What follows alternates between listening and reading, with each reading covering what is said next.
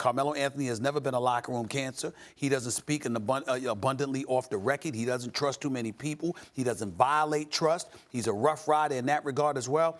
All of those things taken into consideration, I think is something that LeBron can do. But I would also like to add this, Max. I think Portland should be interested.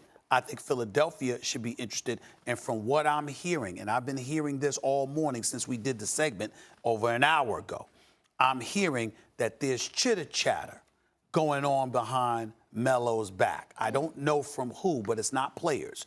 It's coaches, it's GMs. And a lot of people don't realize that sometimes these coaches and GMs have the same reps as one another. So you say one person could say something, and it can circulate because that clique is intact, and they don't even know whether it's true or not. They're just going on word of mouth. It doesn't seem like Carmelo deserves to have his reputation smeared behind the scenes. If that's what's keeping him out of the league, it doesn't appear to me to be fair. Right. That said, Agree. LeBron, sure, he put in a word for Carmelo, but only Carmelo can do for Carmelo. Now, what do I mean by that? He's still not completely getting it, Stephen A.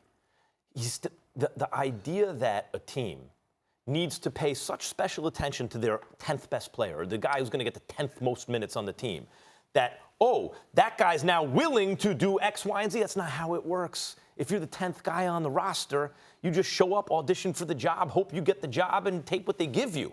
But Carmelo, because he was a superstar, of course he's used to the world not treating him that way. But if I'm running a team and I'm like, okay, the guy's not a good catch-and-shoot three-point shooter, just hasn't been.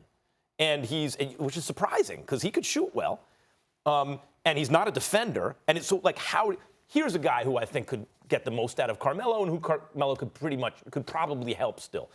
Popovich and the Spurs, right? They have a good track record at taking old, skillful players and putting them in the position to make contributions to winning efforts, right?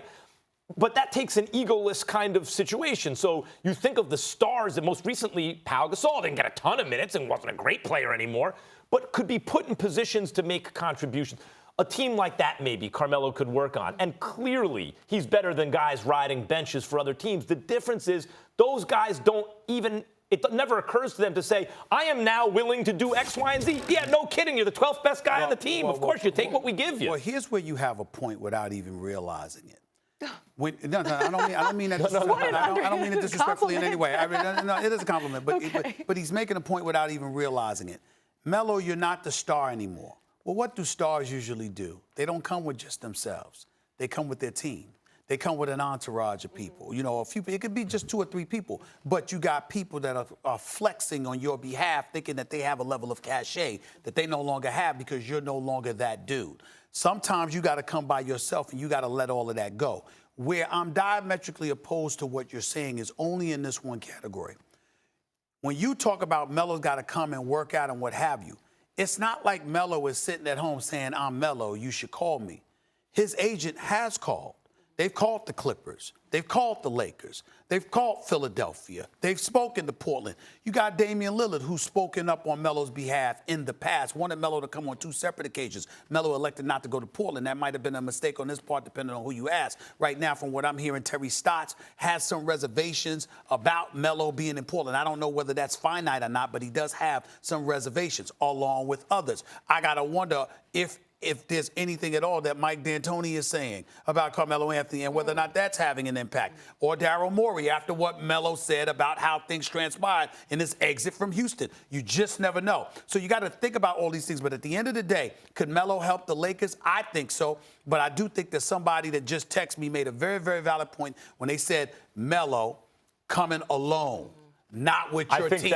That does matter. Stephen A., cutting through all the noise then, I mean, then we could come back to the alleged power of LeBron, right? So you said LeBron, they're friends. LeBron has advocated for him. I'm curious then, do you think LeBron has already tried to make a push for Carmelo Anthony? And if he didn't, why not? I will say this to you.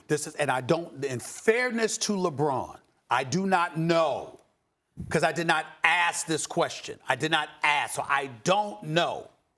But I don't believe that LeBron has prioritized going to the Lakers and saying, I want you to bring Melo to the squad. LeBron's- I don't believe he's done that. I don't believe he's done That would be that. very interesting if that was the case. Yeah, he should look out for his guy. They need a big first, though. The Lakers need a big first. Right, he should look out for his guy, and Carmelo shouldn't be unfairly drummed out of anything. He should be getting in and or out on LeBron the did merits. speak up for him last year when his name was being smeared. Right, but LeBron is that. chasing a championship. In those situations, even a marginal player who may contribute in a certain way, like what can Quinn Cook do? Shoot the lights out, right? Like you don't want to burn a roster spot just to do a favor for a guy. Right. You want to know that that guy can help you win a championship.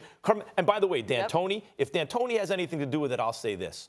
When Jeremy Lin when Lin Sanity was in New York, and I heard chirping, oh, Carmelo's a ball stopper. It's better off without him. I was telling everyone they were nuts. Carmelo's never been in a situation in New York with a winning team. Watch what's going to happen when Carmelo comes back. I was supporting him. Guess what happened? The ball stopped, and D'Antoni couldn't run his offense. That happened. So if now at this point in Carmelo's career, GMs are maybe wary of remember how it was when we were like, no, we want to play differently, and there was an unwillingness to fully put your spirit into it. That you reap what you sow. Max, I think that it's incredibly important, and this is the last point because I know we got to go. It's incredibly important that if somebody like Melo doesn't have a spot amongst 450 players, that the reason is highlighted as to why that is. I'm talking about by the teams. If you're a team and you sit up there and say, look, it's a difficult proposition to have a coach for us looking on the edge of the bench from the 10th to the 15th rotation with Carmelo Anthony sitting there. He's Carmelo Anthony. We can't do that to him. That is an easy sell as to why you wouldn't have Melo on your team. That's why people like Royce White are reacting this way. Right. You know why? But there's no excuse. There's no excuse to sit up there and act like he's not as talented, one of the top 450 players.